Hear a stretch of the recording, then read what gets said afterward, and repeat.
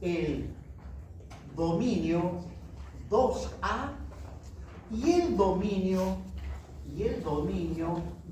2B. Y luego del dominio 2 vamos a ver inmediatamente el dominio 3. El dominio 3, el cual también se subdivide en dominio 3A y el dominio 3B. Y finalmente vamos a concluir con el dominio 4. Hasta ahí los dominios correspondientes a las deformaciones del hormigón y del acero, de los cuales pues es necesario conocer para poder hacer un diseño. No un diseño cualquiera, sino cumpliendo lo que especifican las normas. Las normas en la actualidad exigen que el diseño sea económico, que garantice seguridad, resistencia y principalmente que el diseño haga que la estructura tenga un comportamiento dúctil. Esos son los requisitos para hacer un buen diseño. Bueno, empecemos con el dominio 2A.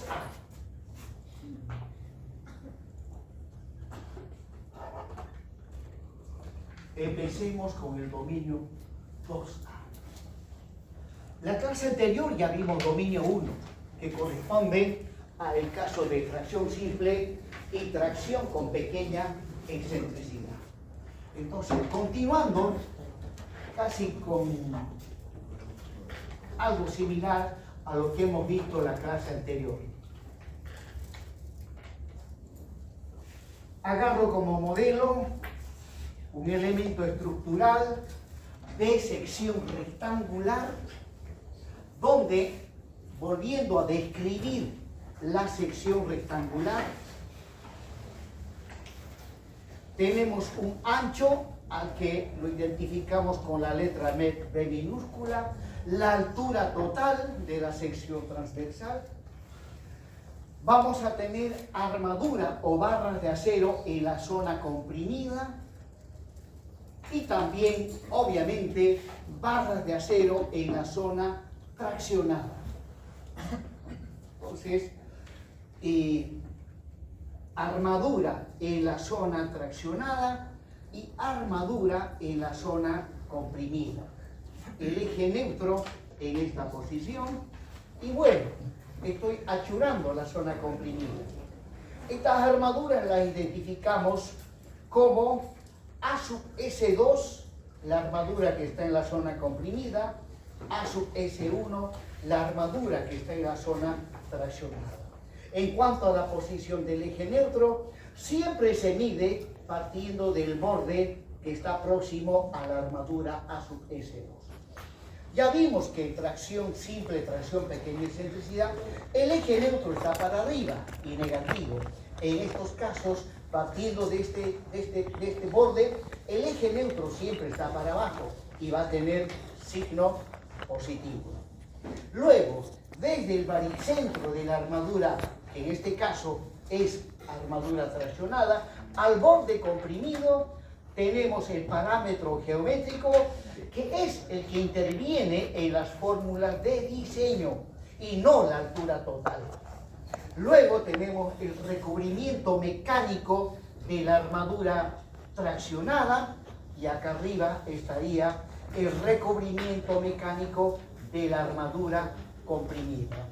Entonces, con respecto a lo que hemos visto en la anterior clase, tracción simple, tracción con pequeña excentricidad, donde ambas armaduras estaban traccionadas. Esta era la más traccionada y esta la menos traccionada. Pues bien, en flexión simple, flexotracción y flexión compuesta, A sub S1 es armadura traccionada. Armadura traccionada. Y A sub S2 es armadura comprimida. Acá esta armadura está en la zona comprimida.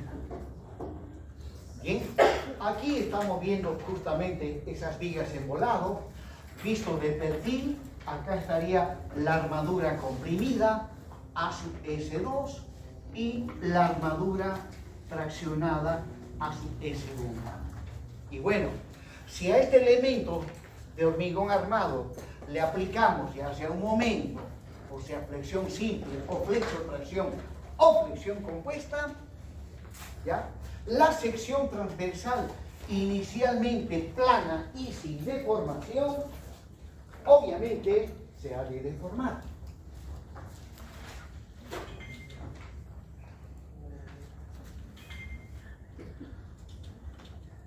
Ahí, ¿no? Se ha de deformar. Bueno, cumpliendo la hipótesis de Navier-Bernoulli, esto empieza a girar hasta que en el momento de la rotura, ha de quedar en esta posición. Ha de quedar en esa posición, donde podemos ver que arriba el hormigón experimenta un aplastamiento. El eje neutro pasa por este punto, en la intersección del plano sin deformar con el plano deformado. La armadura inferior experimenta un alargamiento, obviamente tiene que ser así porque está traccionada, y la armadura superior experimenta un pequeño aplastamiento, obviamente está comprimida. Ahora, el grado de inclinación de este plano de rotura depende de la magnitud de estas solicitaciones, de las dimensiones geométricas, de la resistencia del hormigón a compresión simple, de la tensión de fluencia del acero, de los recubrimientos mecánicos, en fin. De manera tal que no siempre esta ha de ser la posición del eje neutro, ¿no? Otra vez, esta es la sección antes de aplicar la carga. Aplico la carga y empieza a deformarse. Y es posible que en el momento de la rotura este plano quede ubicado en esta posición. Disculpe. Aquí la armadura traccionada experimenta un alargamiento, ¿no? Y bueno, resulta que se pueden dar diferentes planos de rotura según las dimensiones geométricas, según la magnitud de las solicitaciones actuantes. O bien, aplico la carga, esto empieza a deformarse y en el momento de la rotura puede ser que esté en esta posición. Y aquí se puede observar que sea cual fuese el plano de rotura que se presente, siempre pasan por este punto. Por lo tanto, este es el punto pivote de estos planos de rotura. De todos esos planos de rotura, resulta que hay dos planos que son muy especiales, ¿ya? Uno de ellos es el siguiente. Esta es la sección antes de aplicar carga. Aplico la carga, se deforma y en el momento de la rotura queda en esta posición. O puede ser que aplico la carga y en el momento de la rotura queda en esta posición. Esos son los dos planos de rotura especiales. ¿Por qué son especiales? Primero, porque al igual que los demás planos de rotura, pasa por este punto pivote, ¿ya? Y ese punto pivote corresponde a un alargamiento de la armadura traccionada de magnitud igual al 10 por 1000. Y los planos de rotura en el extremo superior muestran que el hormigón está comprimido. Ahora, en cuanto a los planos de rotura especiales, para este primero, aquí se puede observar que el hormigón no sufre ni compresión ni tracción. Por lo tanto, si me dicen cuánto vale el eje neutro, para este plano vale 0, ¿no? Porque recuerden que el eje neutro siempre se pide a partir de este borde, ¿no? Hacia arriba si es negativo y hacia abajo si es positivo. Estoy midiendo desde acá, en este caso es 0. Y para este otro plano de rotura que también es especial, por aquí pasa el eje neutro en la intersección del plano sin deformar con el plano deformado y midiendo desde el borde superior, ¿ya? Esa es la posición del eje neutro para este plano especial, el cual lo vamos a identificar de la siguiente manera. C sub 2A límite. ¿Ya? Ahora, todos los planos que estén dentro de esta región se dice que son planos que pertenecen al dominio 2A. Y de todos ellos, este es el plano límite de ese dominio. Y de ahí que a su eje neutro lo identificamos como el E sub 2A límite.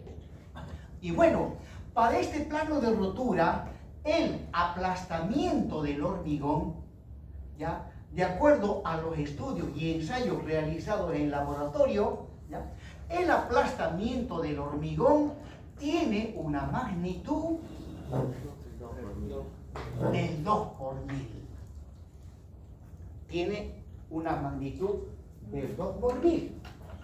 Ahora, el 2 por 1000 es un valor bastante significativo, ya que cuando me dicen 2 por 1000 es la deformación de las columnas en el momento del colapso, ya que de las columnas que trabajan a compresión simple. Pues bien, una viga se asume imaginariamente que sea constituida por fibras. Aquí está la primera fibra, debajito de ella la segunda, la tercera. Son infinitas fibras paralelas al eje longitudinal baricéntrico. De ahí que cuando el aplastamiento acá arriba llega al 2 por 1000, esta fibra colapsa, porque está sometida a compresión simple. Y luego, la fibra que está inmediatamente debajo tiene una deformación menor al 2 por 1000. Esa no colapsa. Ahora, el hecho de que la que está arriba colapse no significa que la viga debe colapsar, porque es una sola fibra. Para que la viga colapse, ¿no?, tiene que ser todo un conjunto de fibras cuya deformación sea mayor o igual al 2 por 1000. Y recién ha de colapsar la viga.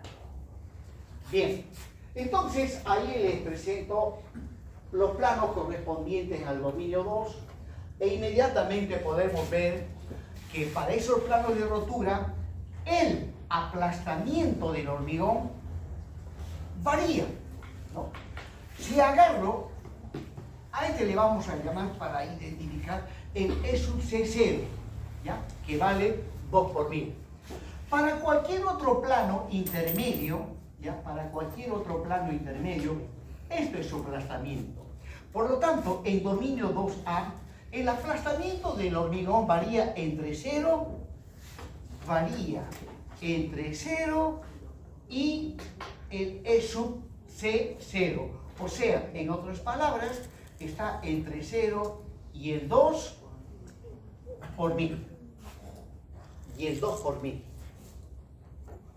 Por lo tanto, si el hormigón experimenta deformaciones entre el 0 y el 2 por 1000, entonces la tensión en el hormigón ha de ser menor a 0,85 de Fc', ¿no? ¿Y por qué? ¿De dónde saco esta conclusión? Observando el diagrama tensión-deformación que expliqué la anterior clase. De ahí me sale esta conclusión. Y de acuerdo a las fórmulas matemáticas que estoy escribiendo, en dominio 2A, a final de cuentas, este aplastamiento no llega al 2 por 1000. Dice menor al 2 por 1000. ¿No? Y por lo tanto, en realidad, esta fibra no colapsa. Debo rectificar.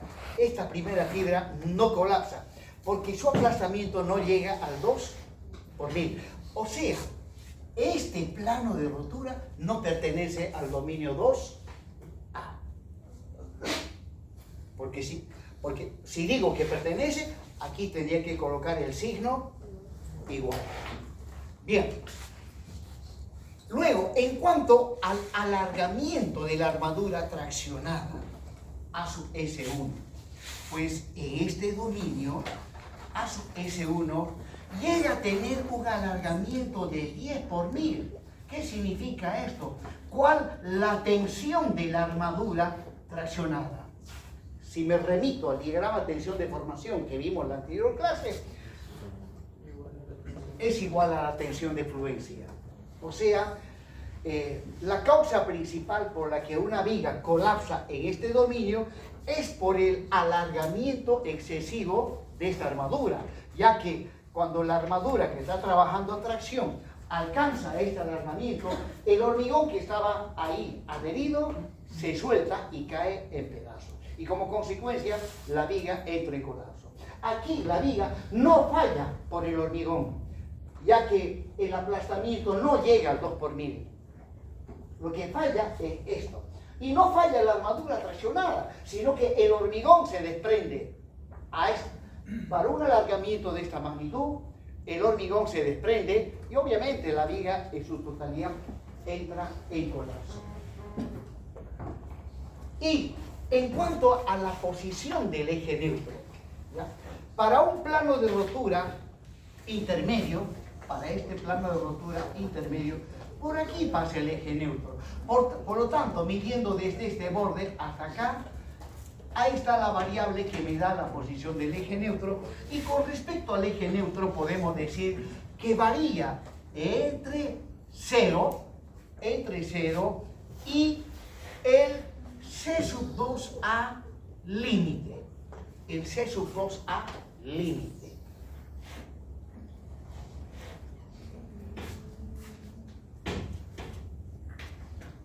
Bien, completando este gráfico, los datos de este gráfico, aquí está la altura útil. Acá está el recubrimiento mecánico de la armadura comprimida y el recubrimiento mecánico de la armadura traccionada. Por lo tanto, si por aquí pasa el eje neutro para este plano de rotura especial, entonces desde el eje neutro al baricentro de la armadura traccionada voy a tener que es igual a la altura útil menos el C sub 2A límite.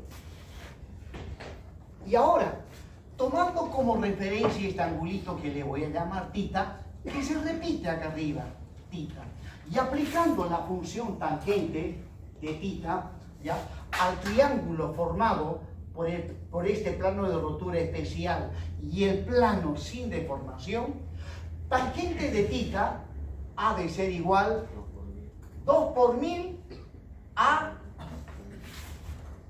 2 por 1000 es al C sub 2A límite, como 10 por 1000 es AB menos el C sub 2A límite. Y de aquí puedo despejar el C sub 2A límite, ¿ya? Los miles los puedo cancelar, ¿ya? Y esto pasa al otro lado y voy a tener 2 veces D menos 2 veces el C sub 2A límite. Esto pasa al otro lado, 10 veces el C sub 2A límite. Pues bien, 2 veces D, y esto pasa al otro lado y se hace 12 veces el C sub 2A límite. Y finalmente, despejando el C sub 2A límite, ha de ser igual a 2 veces D sobre 12. Bueno, ¿cuánto me da, por favor, esto trabajando con decimales? Si mal no me equivoco, da 0,1667 de la altura útil. Listo. Ahí está, señores, cuando quieran calcular cuánto vale la posición del eje neutro para este plano de rotura especial, ahí lo tienen, está en función de la altura útil.